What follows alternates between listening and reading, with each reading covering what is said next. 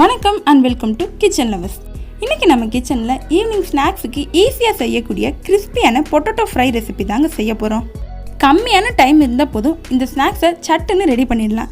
இது ஈவினிங் ஸ்நாக்ஸுக்கு மட்டும் இல்லைங்க, லஞ்சுக்கு சைட் டிஷ்ஷாக கூட வச்சுக்கலாம், டேஸ்ட்டாக இருக்கும். இது எப்படி செய்கிறதுன்னு பார்க்குறதுக்கு முன்னாடி நீங்கள் இன்னும் நம்ம சேனலை சப்ஸ்கிரைப் பண்ணலைன்னா கண்டிப்பாக சப்ஸ்கிரைப் பண்ணிக்கோங்க. நீங்கள் பண்ணுற ஒவ்வொரு சப்ஸ்கிரிப்ஷனும் எனக்கு ஒரு மோட்டிவேஷனாக இருக்கும். வாங்க இப்போ ப்ரிப்ரேஷனை பார்ப்போம். இன்றைக்கி நான் 3 உருளைக்கிழங்க தோல் சீவிட்டு வச்சுருக்கேன். இப்போ இதை கட் பண்ணிக்குவோம்.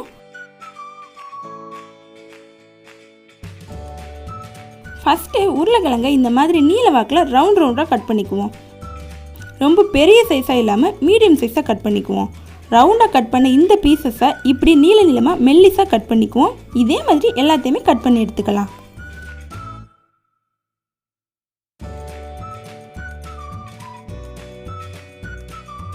ஒரு பாத்திரத்தில் பச்சை தண்ணி எடுத்திருக்கேன். இதில் கட் பண்ணி வச்சுருக்க கிழங்குகளை சேர்த்து நல்லா அலசி எடுத்துக்கலாம்.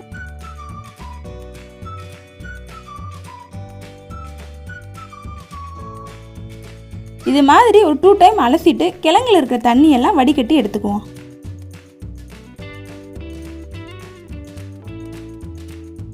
ஒரு மிக்சிங் பவுலில் 2 ஸ்பூன் கார்ன்ஃப்ளவர், 2 ஸ்பூன் அரிசி மாவு, 1 ஸ்பூன் மிளகாய்த்தூள், 1/2 ஸ்பூன் கரம் மசாலா, 1/4 ஸ்பூன் சீரகத்தூள், தேவையான அளவு உப்பு சேர்த்து இது எல்லாத்தையும் நல்லா மிக்ஸ் பண்ணிக்குவோம்.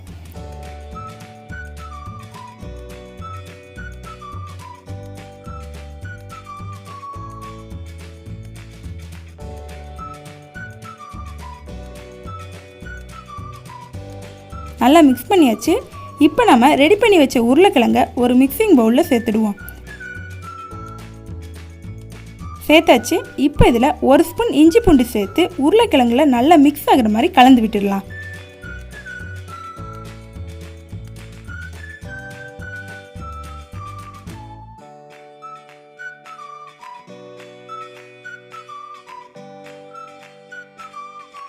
நல்லா மிக்ஸ் பண்ணியாச்சு. இப்போ இதில் நம்ம ரெடி பண்ணி வச்ச மசாலாவை சேர்த்து உருளைக்கிழங்குல எல்லா பக்கமும் ஒட்டுற மாதிரி நல்லா கலந்து விட்டுடுவோம்.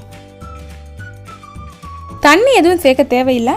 கிழங்குல ஒட்டி இருக்கிற ஈரமே போதும். ரொம்ப ட்ரை ஆகிட்டால் மட்டும் கொஞ்சமாக தண்ணி தெளிச்சுக்கோங்க.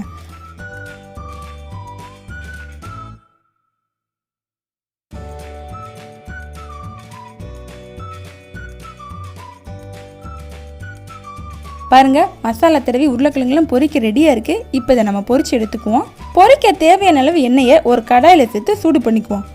ஆயில் நல்லா சூடாகவும் ரெடி பண்ணி வச்ச உருளைக்கிழங்க இப்படி ஒவ்வொன்றா சேர்த்துக்குவோம்.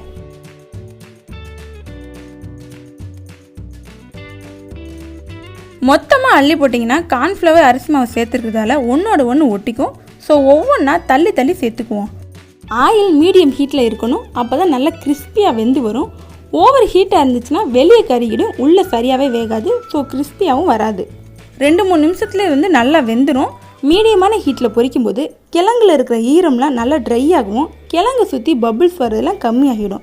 இப்போ நல்லா ஃப்ரை ஆகி ட்ரையாக கிறிஸ்பியாக இருக்கும். இப்போ இதை நம்ம எடுத்துடலாம்.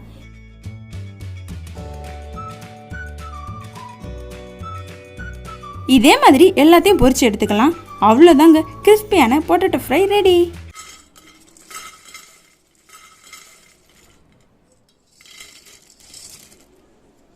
இதை ஈவினிங் ஸ்நாக்ஸாக ரொம்ப ஈஸியாக செஞ்சிடலாம்.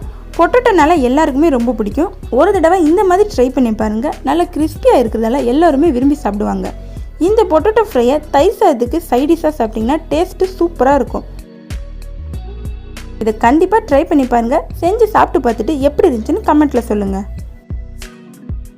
இந்த மாதிரி சூப்பரான வீடியோஸை நீங்கள் மிஸ் பண்ணாமல் பார்க்கணுன்னா நம்ம கிச்சன் லவர்ஸ் சேனலை சப்ஸ்கிரைப் பண்ணிவிட்டு அந்த பெல் ஐக்கானே ஆளில் வச்சுக்கோங்க. இந்த வீடியோ உங்களுக்கு பிடிச்சிருந்துச்சுன்னா மறக்காமல் ஒரு லைக்கை கொடுத்துட்டு உங்கள் ஃப்ரெண்ட்ஸ் அண்ட் ஃபேமிலியோட ஷேர் பண்ணுங்கள். இன்னொரு சூப்பரான வீடியோவில் பார்ப்போம். தேங்க்யூ.